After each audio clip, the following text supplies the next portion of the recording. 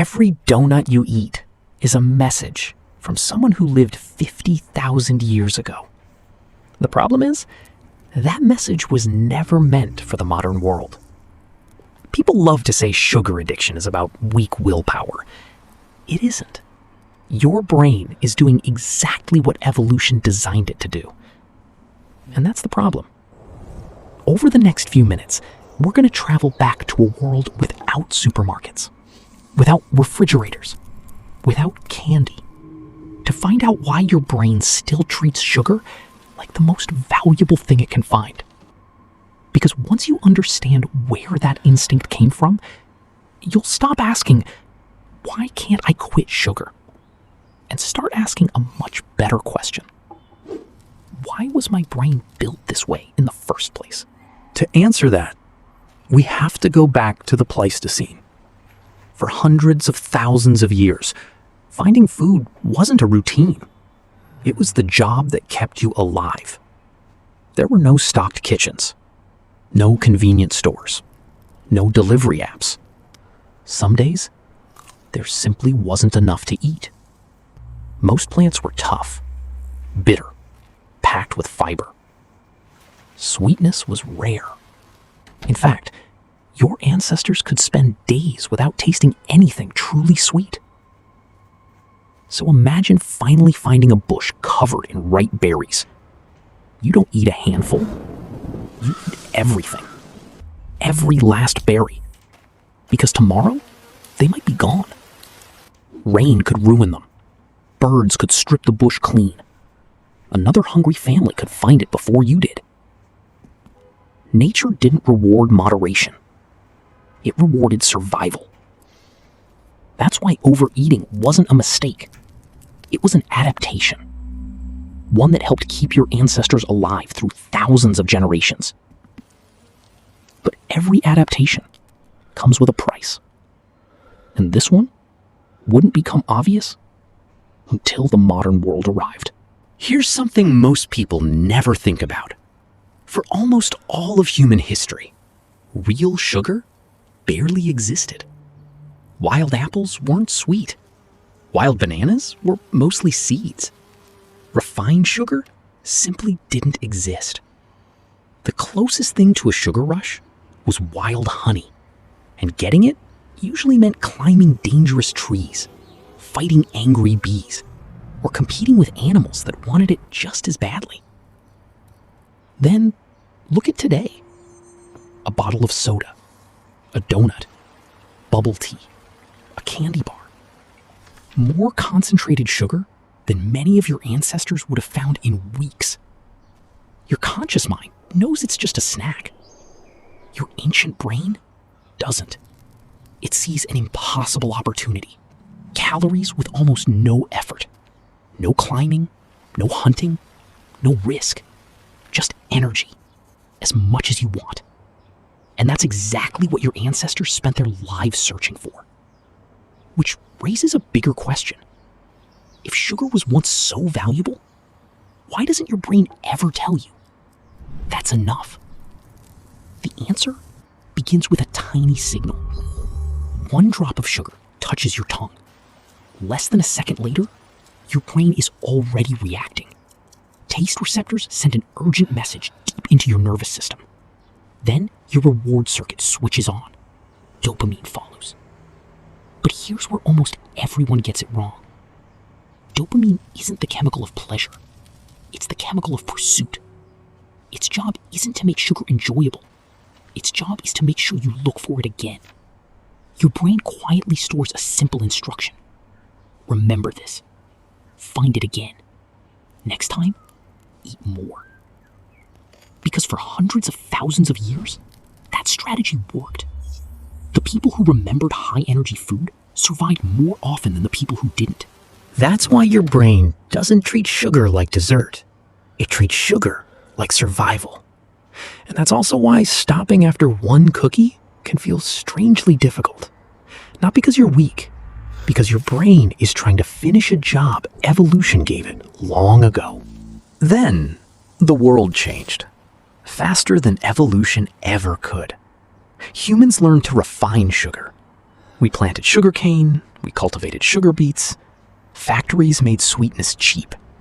Food companies put it into almost everything.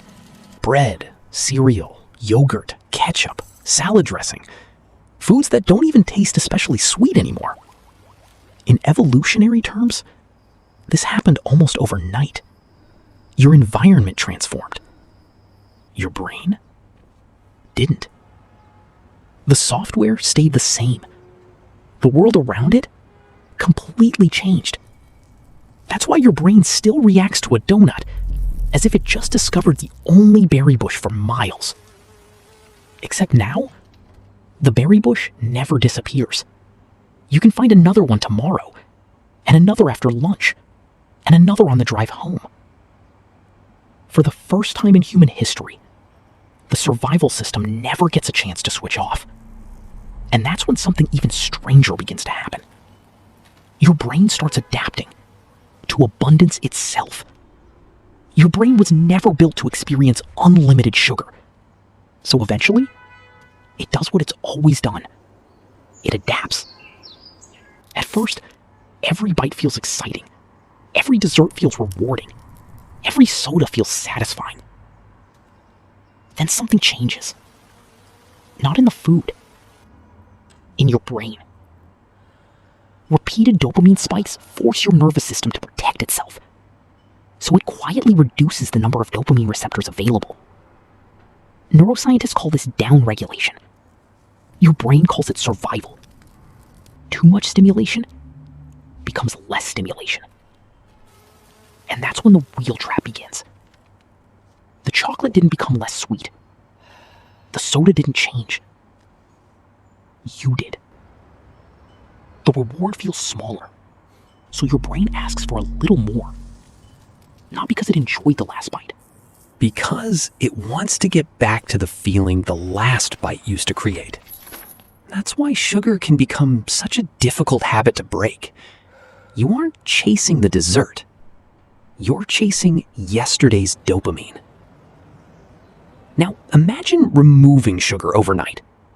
Most people expect to feel healthier immediately. Many don't. For a while, food tastes less exciting. Your mood feels flat. Motivation drops. Small problems suddenly feel much bigger. It feels like something is missing. Many people think, maybe I just don't have enough discipline. But that's usually not what's happening. Your brain is adjusting to a completely different environment. The dopamine spikes are gone. The receptors haven't fully recovered yet. For a short time, the world simply feels quieter. Not because your brain is broken, because it's recalibrating. And here's the part evolution never prepared us for. Your ancestors almost never experienced concentrated sugar. Not because they resisted it, because it barely existed.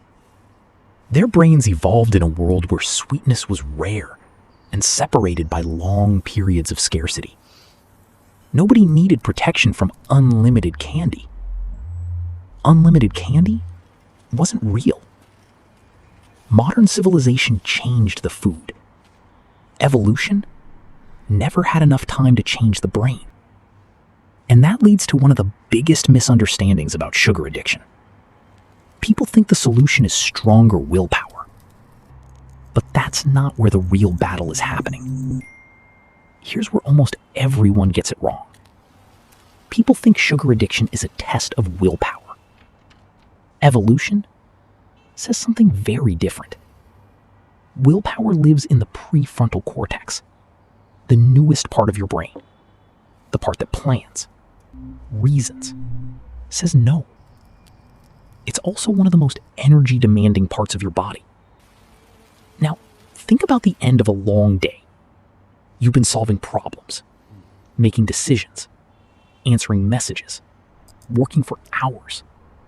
Then suddenly, you want sugar. Are you really hungry? Or is your brain looking for the fastest source of energy it can find? Because when your mental energy drops, something predictable happens. The prefrontal cortex gets quieter. An older survival system takes over.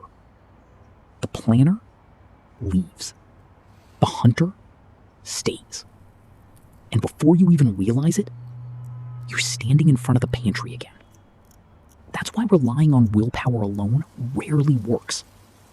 You're asking the newest part of your brain to overpower software that's been evolving for hundreds of thousands of years. That's not a fair fight. So, don't fight your brain. Change what your brain sees. Your ancient survival system responds to immediate opportunities, not intentions. If candy is sitting on your desk, your brain notices it. Every time. And every time you resist, you spend a little more mental energy. Now, imagine the candy isn't there. It's in a cabinet, on the highest shelf. Or better yet, you never bought it. Suddenly, there's nothing to resist. The decision disappears before the temptation begins. Psychologists sometimes call this increasing friction. Evolution calls it conserving energy. If a reward becomes harder to reach, your brain often stops chasing it. Not because you became stronger, because the environment changed. Real self-control usually doesn't look dramatic. It looks ordinary. Buying less, seeing less, thinking about it less. Because the easiest temptation to resist is the one you never encounter. And over time, something remarkable happens. The constant dopamine spikes begin to fade. Your reward system slowly becomes sensitive again. Not overnight, but gradually. Exactly the way your brain was designed to adapt. So maybe the goal was never to beat your instincts. Maybe the goal is to stop forcing them into a world they were never built for. Because the real enemy was never your brain. It was the environment surrounding it. And that changes everything.